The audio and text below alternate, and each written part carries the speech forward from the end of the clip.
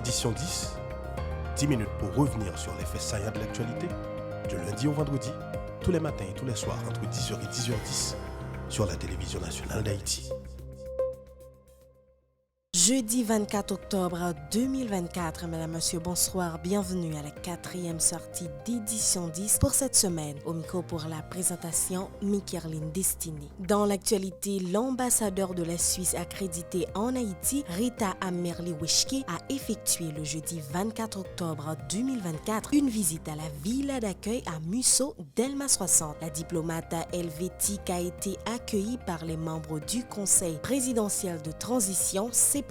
Ils se sont entretenus autour de plusieurs points et les autorités ont réaffirmé leur volonté d'œuvrer afin de renforcer la coopération entre les deux pays. Le Bureau des Nations Unies en Haïti, en partenariat avec le ministère de la Jeunesse, des Sports et de l'Action civique, a commémoré le jeudi 24 octobre la 79e journée des Nations Unies lors d'une cérémonie à Pétionville. Jeunesse, paix et sécurité est le thème retenu cette année pour cette célébration. Plusieurs personnalités, dont le Premier ministre Gary Coney et des membres de son cabinet, ont pris part à la cérémonie. À l'occasion, la coordonnatrice résidente de l'ONU en Haïti, Ulrika Richardson, a mis en exergue la contribution du pays à la création de l'Organisation mondiale, d'où l'importance de cette commémoration sur le sol national. Pour elle, cette initiative vise à redonner espoir aux jeunes dont l'implication est essentielle à la réalisation des projets de développement durable. De son côté, la titulaire du MJSAC, Niolaline Sarah Devalis Octavius, s'est encore engagée à créer un climat de paix et de sécurité favorable à l'épanouissement des jeunes. Elle se dit confiante quant à la contribution des jeunes à la mise en place des ODD pour le progrès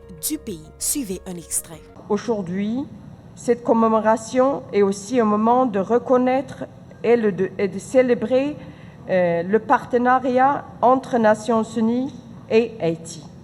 Un partenariat, un engagement qui dicte notre mode opératoire en Haïti, qui est passé de l'assistance à la coopération pour les objectifs communs, les objectifs globaux, à savoir les objectifs de développement durable portés par l'Agenda 2030. C'est à la jeunesse vaillante, cette jeunesse montante, qu'il revient de relever ce défi, replacer Haïti au premier plan dans le concert des nations prospères et civilisées. Toujours dans l'actualité, le Premier ministre Gary Coney a renouvelé le 24 octobre l'engagement du gouvernement de rétablir la paix et la sécurité sur les territoires nationaux. Il a promis d'intensifier la lutte pour mettre les gangs criminels hors d'état de nuire. Le chef de la ville d'accueil s'exprimait lors de la commémoration de la Journée des Nations Unies. Il a encore appelé à la collaboration de la population dans la traque des bandits armés qui répandent la terreur dans certaines régions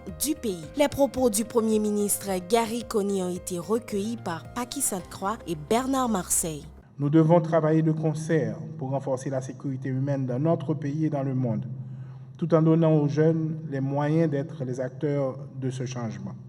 Le gouvernement haïtien s'engage, aux côtés de nos partenaires internationaux, à redoubler d'efforts pour garantir que la jeunesse soit non seulement protégée, mais aussi au cœur des initiatives de développement, car c'est ensemble que nous relèverons le défi de notre époque.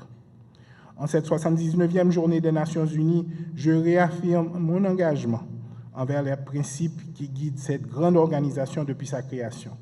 Je réaffirme notre volonté de placer la jeunesse au centre des solutions pour construire un futur plus pacifique et plus sécurisé. Je vous invite tous, chers compatriotes et chers partenaires internationaux, à soutenir nos jeunes, à leur donner les moyens de transformer notre monde, afin qu'ils deviennent les bâtisseurs de cette paix et de cette sécurité que nous cherchons tous.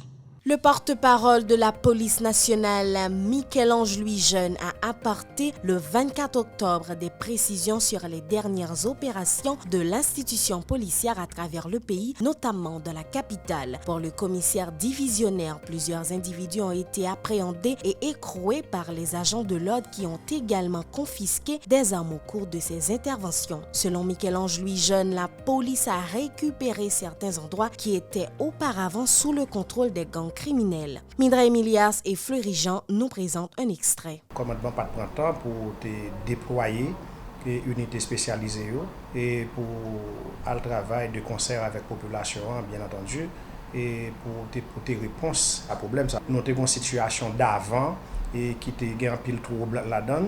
Et maintenant, par rapport à l'intervention force de l'ordre, la situation n'a pas salié aujourd'hui.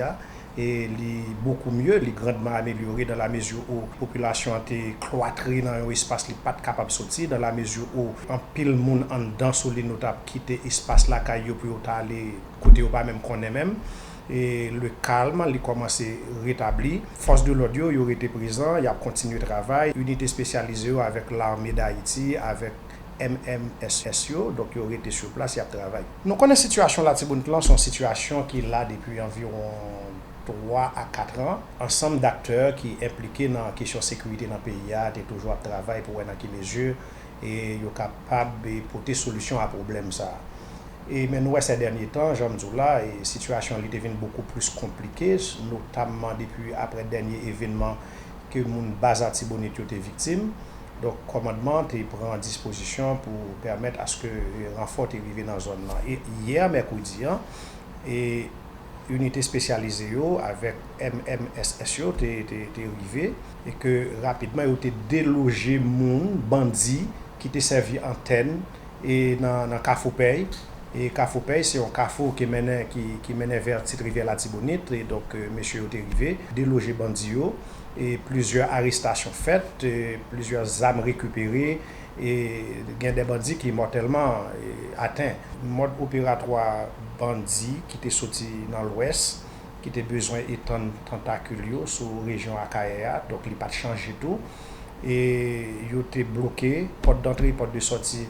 Et ville Akaya qui était rendu que force de l'ordre qui était doit arriver et était printemps pour y arriver qui était empêché et renfort y arriver mais commandement et directeur général de la police là monsieur Normil Rameau a utilisé le leadership et il était fait genre était capable pour force de l'ordre y arriver et y arrivé dès que y arrivé y reprend contrôle de la situation le moins que nous capable dire à date et la ville de Akaya est sous contrôle force de l'ordre et qui part cesser joindre collaboration population avec autorités locales qui pour permettre que yo repousser bandits.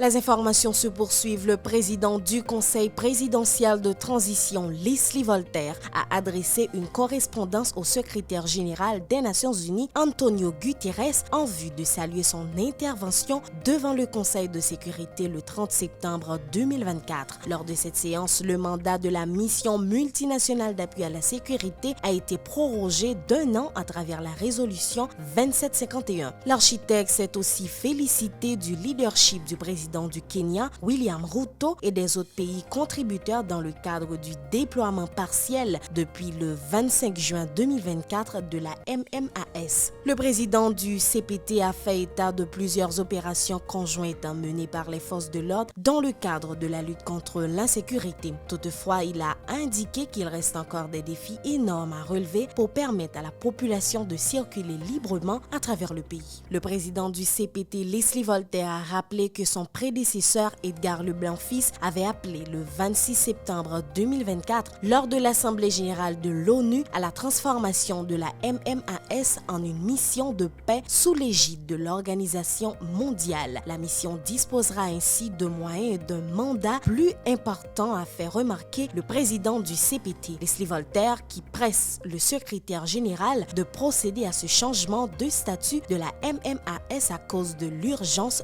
de la situation en Haïti. Le programme national de cantine scolaire PNCS a réalisé le jeudi 24 octobre 2024 une table sectorielle en vue de trouver la meilleure formule pour permettre aux élèves de bénéficier de ce projet. Le ministre de l'Éducation nationale et de la formation professionnelle, Augustin Antoine, a fait le déplacement pour l'occasion. Il estime que ce programme permettra d'améliorer le rendement des bénéficiaires frappés par la crise socio-économique aiguë que connaît le pays. Le titulaire du MENFP dit envisager la possibilité d'étendre ce programme aux étudiants de l'Université d'État d'Haïti. Pour sa part, la coordonnatrice du PNCS, Gina Guillet de la Tour, a précisé qu'1 228 000 élèves ont bénéficié d'un plat chaud par jour au cours de la précédente année scolaire. L'objectif est d'atteindre la barre de 2 millions au cours de l'année 2024-2025. Louis Jean-Louis et Fleury Jean nous présentent un extrait. Aujourd'hui, nous tous d'accord pour nous dire que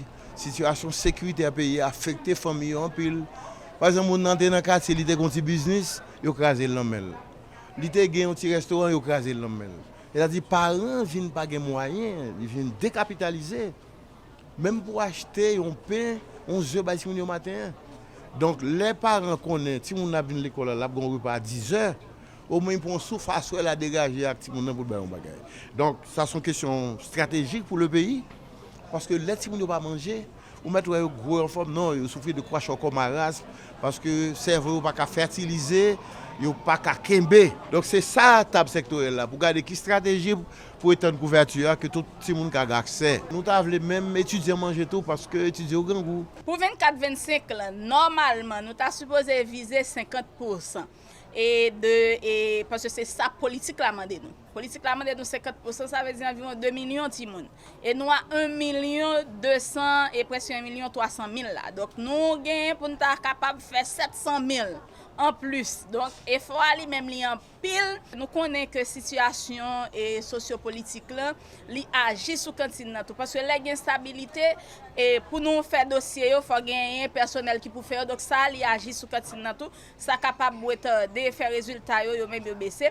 Donc là nous t'a souhaité un effort conjugué dans tout aspect dans la société, au niveau social, au niveau politique pour permettre que nous appliquer politique là comme ça doit et 50% que politique là li mandé nous année nous t'a supposé capable faire. Pour finir, le ministre de la Santé publique et de la Population, Dr Georges Fils-Brignol, a visité le mercredi 23 octobre les locaux de l'hôpital Eliazar Germain à Pétionville dans le cadre des efforts consentis par le gouvernement en vue de renforcer le système sanitaire. Le titulaire du MSPP a promis l'élargissement de la capacité d'accueil de ce centre hospitalier qui bénéficiera également de nouveaux équipements dans l'optique de fournir de meilleurs services aux patients qui le fréquentent. Plus loin, le ministre Georges Fils-Brignol a promis une attention particulière aux services d'urgence de cet hôpital en cette période si difficile. Suivez un extrait. Présentement là aujourd'hui, c'est une évaluation rapide de services qui a bail dans l'hôpital nous.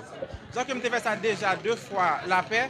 Je passe là aujourd'hui pour regarder comment le service est et surtout me recevoir des doléances côté que c'est pas trop ça que nous avons fait.